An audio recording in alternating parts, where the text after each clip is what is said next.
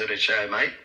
Oh, thanks for having me, Paul. It's always a pleasure, mate. You're doing a great job for the sport, and there's an awful lot happening, so plenty to talk about, Yeah, fire away, mate. That's why I get you on, mate, when I've had a long break and I come back after Christmas cheers and what have you. So what's been happening in Aussie boxing? We're at an all-time high, aren't we, Green, if I say so myself? Oh, well, I mean, thanks very much to George Cambosis. You look at the world ratings in the lightweight division, champion in every category is him, It's good to see him. I still don't think he's getting the recognition he deserves. I know he's made some news and whatever, but this guy's what he's done is absolutely phenomenal, just incredible. And all praise to him and the people that are around because he's done it the hard way. No shortcuts for George. He had to fight in everyone's backyard, and then he got the big fight against the champ Teofimo Lopez in his backyard and did the job on him. So credit to him. But mate, there's just a lot happening. Tonight, Lapidi Huni, he's Justice Huni's brother. He makes his pro debut down at Super's Paradise. It's early days for him yet, but he's a big bloke. He's even bigger than Justice, so he's a guy to be reckoned with just on size alone. But he's also a very, very talented boxer, and he's done a lot of sparring with Justice. So it's interesting to see how he'll go. And Monday morning Australian time, Dempsey McKean's fighting over in London on a World Cruiserweight card. See, this is why I get you on, Grant. See, I wouldn't have... See, the Aussie listeners don't know that. No, I'm so glad I got you on because what a great prospect he's going to be, and not many boxing fans would have known that. But sorry to butt in there. Keep going, buddy. Yeah, so he's fighting over at London at the O2 Arena. The main event's the World Cruiserweight title. Local guy is the World Cruiserweight champion at Keeley. But Dempsey, he's a very, very, very promising. He's more than promising. I mean, he's in the world top 10 as heavyweights go. He's a big guy, 6'7", southpaw. Very hard to reckon with. He's one of his best wins was out here against Jonathan Rice, who's a bit of turned out to be a real smoky in the heavyweight division. And Dempsey McKean did the job on him. So very, very impressive. He's going up against a guy called Ariel Bracamonte, whose record isn't super flash, but I mean, it's still exposure for Dempsey on the world stage. He's been over there sparring, Anthony Joshua and Dylan White and those kind of guys. Wow. He's picking up lots of good quality sparring along the way. He's been in there with the very best of the world heavyweights, so he's really getting some great experience travelling around England and Europe, so that's sensational for him. Bracamonte is a guy from Argentina, a big guy, big powerful guy, but I think Dempsey would be very favoured to get away with that. So now Dempsey fought in Manchester, didn't he, last November, Brent? Is that right? Yeah, he did. He had a win. He had a victory. He's already had one fight over there. He fought up in Manchester there against a guy called Don Hainsworth, and he won that in the 6th round. The fight against Jonathan Rice was very, very impressive. That was out here on the Gold Coast. Yeah. And, Rice is a big, powerful guy, like maybe 130 kilos thereabouts, and could fight. And Dempsey just stuck at the task. It was a hard fight for Dempsey, but he stuck at the task, and he managed to get away with him. And since then, Jonathan Rice has been very, very impressive. He scored a couple of... He scored a big upset win over a very fast rising star called Michael Kofi, and he beat him, and then he beat him again to prove it was no fluke. So he's right up there. And Dempsey McKean has shown that he's a really top class heavyweight. There's a lot. There's really a lot happening. Of course, this weekend we've got Nikita Zoo fighting up in Brisbane. That's on Wednesday night, actually, Grant. On Wednesday night, yeah. Nikita Zoo's going off, and it's a big undercard too. Wade Ryan against Dennis Hogan. Who's going to win? Crossroads. Who's going to win that one, mate? I want your opinion. Well, what a fight that'll be. Who's your tip? Well, I can't go past Dennis Hogan. I went to Mexico with him when he fought Mongoya, and Mongoya had a lot of weight trouble, but then Dennis gave him the fight of his life, and a lot of people thought he should have got the decision. I mean, that was the high point of Dennis's life, and it was a little bit downhill after that. I think the shock of not winning that fight when he thought he had it in the bag may have played on his mind a little bit, and he he lost to Charlo, which of course is no disgrace, and then Tim Zhu chopped him up. But he's had a bit of a resurgence. He beat Tommy Brown recently, and he's hoping that Wade Ryan will be another win for him. And I know Dennis thinks that he's probably only got 2 or 3 fights left. He's hoping to get a payday before he retires. He's got a lovely young family, and he's doing his best to put some runs on the board for them and set them up for the future. But Wade Ryan, as we know, is a real smoker. He had Tim Zhu down in his career, and he's a tough guy. Comes to fight, and there's always an upset, and there's absolutely no quit in him. So Dennis is going to have to be at his very best to get over Wade Ryan. So you're tipping the Queenslander, mate, because you're Queenslander through and through, aren't you, Grant? Yeah, I know Dennis very well, and I've followed his career for many, many years. He's been out here for about 10 years from Ireland, and he's made a lot of friends, and he's made a good following, and he's a good fella. But I think it's going to be a tough fight for him. I lean towards Dennis because of all that world class. There you go. There's a Queenslander coming out in your Grant. I knew it. Ask me my tip. Come on. What's your tip? I'm a promoter and I'm sitting on the fence. Yeah. Well, I think it will be a close fight. I mean, Wade Ryan is rugged and tough. Yeah. So I just lean towards Dennis's experience against those world class opponents, and also Liam Wilson. It is a very good card. Liam Wilson's up against that Joe Nomway. However you say his name. He caused stop Liam Wilson in a big upset last time out. He did too. Full credit to Liam Wilson. He's got the courage to go in there and jump on the horse again and try and turn that around. It's going to be hard for him, though. I mean, the Filipino gave him a touch-up last time. Sure did. He shocked him early on and just kept shocking him for the rest of the fight. So, he did too. It's a bold step for Liam Wilson. I don't know if I had him, I'd be throwing him in there again. But they must know something that I don't. He's a fighter, mate. Yeah. It's going to be an interesting fight. And the other very good fighter on there is Cameron Hammond, 2012 London Olympian. He's up against Danilo Triati. Another good match. Has nowhere near as much experience as Cameron Hammond. Cameron is very, very fast. He's he reminds me a little bit of Anthony Mundine in his prime. Very quick hands, very good mover, and all that skills. I mean, he had dozens and dozens of amateur fights. Sounds like you're tipping the Queenslander again, mate. It's hard to go past it. There was probably a struck match between him and Jeff Horn when they were coming along in the pro ranks, in the mid 2010s. But Jeff just had a little bit more, I think, determination, and he was a little bit more grounded, and he stuck at the gym every day, whereas Cameron sort of would have long spells and then come back to the gym. So, like I say, very, very talented guy, and I'd be interested to see if this is a step for him to go on to really big things. He's a world-class fighter. So we'll just see what happens there. And this is the place where it's all happening at the moment, up in Queensland. Billy Dibb against Jacob NG at the Star Casino on the 19th of March. That's going to be another very, very close fight. I kind of lean towards Billy Dibb in this one because I've known Billy since he was a kid. And he's not a Queenslander. He's not. I can't believe it, Grant. You're not going for Queensland. Well, I know Jacob NG too, and he's had some good wins, but Billy's obviously at the end of his career, but he was red hot when he was the world featherweight champion. He had some real good wins there, and you don't forget those sort of skills. He's been at the game for a long time. He knows a lot of tricks probably that Jacob doesn't, and he's a lot smaller. They had the face-off the other day, and that's what Billy said. I'm going to need a ladder to fight this guy. There's probably 6 or 7 inches of height difference. I mean, Jacob, as tall and skinny as he is a good puncher, a real solid puncher, and he's a bit of a shock fighter.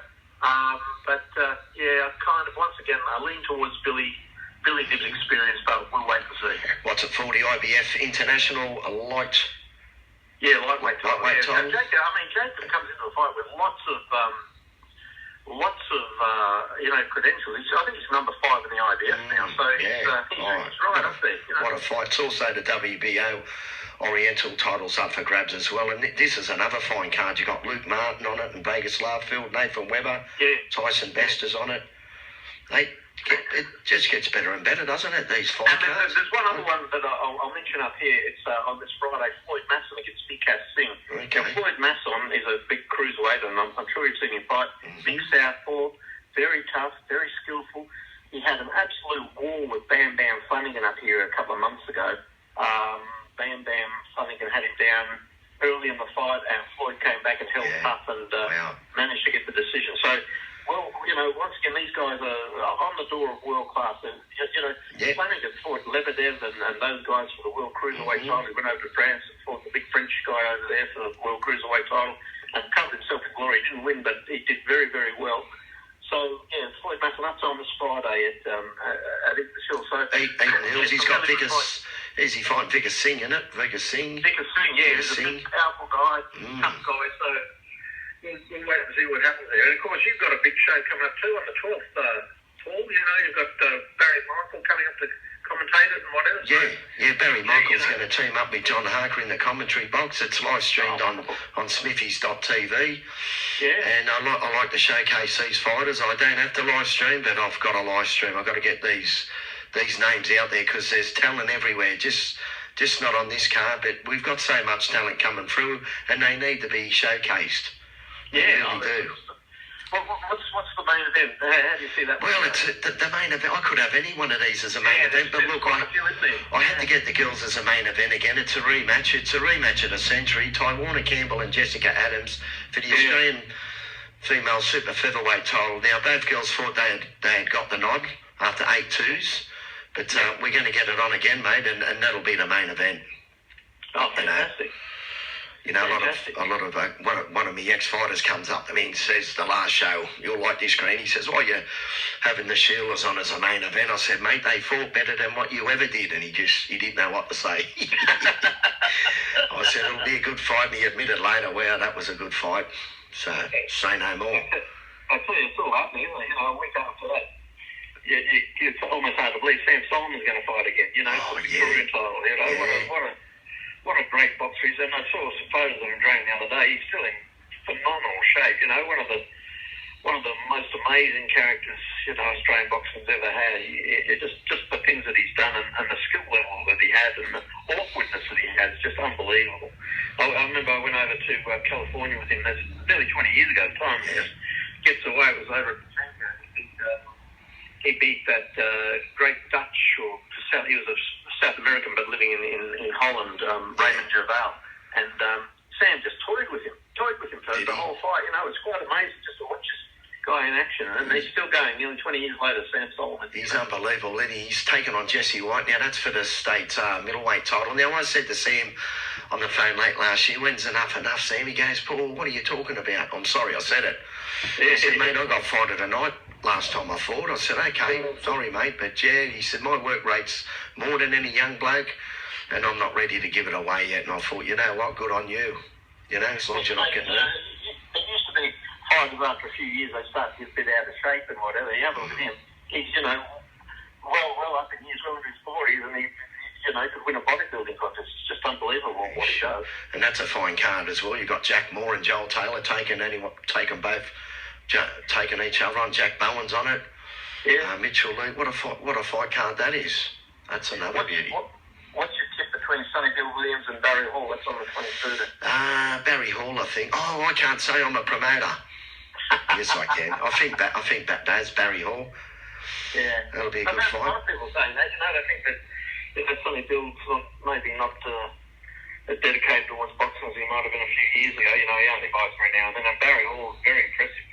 I remember 20 years ago, Johnny Lewis, it would be 20 years ago, Johnny Lewis was putting Barry Hall through punches when he was playing for Sydney Swans. Wow. And Johnny said, mate, this bloke's the best heavyweight in Australia. Forget about the fact that he hasn't had a pro fight. He would win the Australian heavyweight title now. So that gives you an indication. And even though, once again, Barry's, there's no spin chicken Barry Hall, but boy, I saw him sparring down there, down at Angelo Hyder's gym on the north coast of New South Wales before he fought Paul Gallen. He was down there sparring some of the top cruiserweights from up in Brisbane, guys like Ben Kelleher and Daniel Russell and those guys. And very impressive, big Barry Hall. Considering he'd never had a pro fight, he was in there. You would have thought that he was the main actor. Those guys were very experienced professionals. Big Barry, that big 18-foot-long jab of his was pounding out everywhere. And he was very impressive. And he fought Gallen to a draw there. And a lot of people tipping he'll get over Sonny Bill, which is quite amazing. It's no contrast in the records. I mean, Sonny Bill's 8-0. I mean, Barry Hall's 1 fight for 1 draw. That doesn't mean nothing, them records. Cause, yeah, that's right, yeah. But, yeah, that'll be a great fight. Now, Bill Alakaway makes his return on this card, Brent. Oh, fantastic. He's making his return. What a good fighter he is, Bill Al. You know, he's back. He was on fire there for a long time, and then he ran into John Ryder, who's probably a little bit experienced against someone like John Ryder at the time. But, you know, Ryder, what a good fighter he is. He's come out and he's right at the top of the game, isn't he? You know? He sure is. Yeah. Okay, yeah. What else you got for me, Grant? Well, I think that's That's about it, mate. Well, there's so much happening, isn't there? We could go and, you know, Harry Garside fighting. Harry Garside. Paul Cuso, the Olympian, you know. He's taken on Michael Van Den Weegen. There's another big show at the Horden Pavilion on April 6th. Yeah. It's on Fox and KO Sports. And David Light, what a great fighter he is from New Zealand, you know. Yeah. I tell you, he's yet to get an opponent yet, but Sam Goodman's on it, as you said, Harry, Jade Mitchell and Tyson Turner, Mirko Pizzi and Hassan Hamden, Lane Taylor and Alex Lill. Wow, what a card. And then we come up a few weeks later, and who's going to win? What's your tip, Michael Zarafa against Isaac Hartman? I'm a promoter, I can't say. Well, I tell you what, if Isaac Hartman manages the clock in early, Hartman will win, because from everything I've seen of Michael Zarafa, talented as he is, he's very much a confidence man. If you blow his confidence out of the water early on, he shuts up shop, and that's what Jeff Horn did in the rematch. You know, I remember Zarafa went to that fight super confident the rematch after having stopped Horn, and Jeff managed to land a couple of big ones early, and from there it was his fight all the way. And so that's what Hartman's going to try and do. He's a good fighter, Hartman. You know, it's real big test for him. They both are. See how it goes. Now, Zarafa done his shoulder on that show. You've been watching it, the SAS Survivor on Channel 7 now. He had to withdraw. He had a bad shoulder. I hope it's 100%. Oh, wow. Wow. Yeah, I think he was the third one out of the show because of his shoulder. He was having excruciating pain, but he kept going. He's a tough bloke, yeah. He was out the second day. Yeah. And I'll tell you who's also on that show, he was a very good amateur, Campbell Somerville. He's had lots and lots of injuries, but we'll see how it goes on that. And Paul Fleming's supposed to fight on as well, so we'll see how that goes. Yeah, he's yet to be opponent to be announced yet. Yeah, Benjamin Bomber's on there as well. Fantastic. And then also up here, another one we should mention is on the 13th of April, Dana Coolwell fights again against Ender Lucas, who's undefeated, and Jason Waitley, big cruiserweight. He's back, Jason Waitley. He's been 9-0. He's been out for a long time. That's on Australian Fox and KO Sports. Yeah, so that'll be a good show as well. So it's all happening. It sure is. You'll have to get down to one of my shows one day, mate. Oh, I'd love to. Yeah, I'd love to. But you'll have to drive down here, mate. That's all. Things are still a little bit funny on the southern front, but I mean, anyone that goes to one of your shows, they're going to be entertained, mate. I've been to quite a few of your promotions, and one thing you do, Paul, is you put on very well matched cards. I'm putting on 2 shows into one day like I normally do. I've always got to put amateurs on, mate. There's something about amateur boxing. It's like the encore to the main event. Now, I stack them in there. I put about 18 on, and I just put them out one after the other. There's no stopping or starting.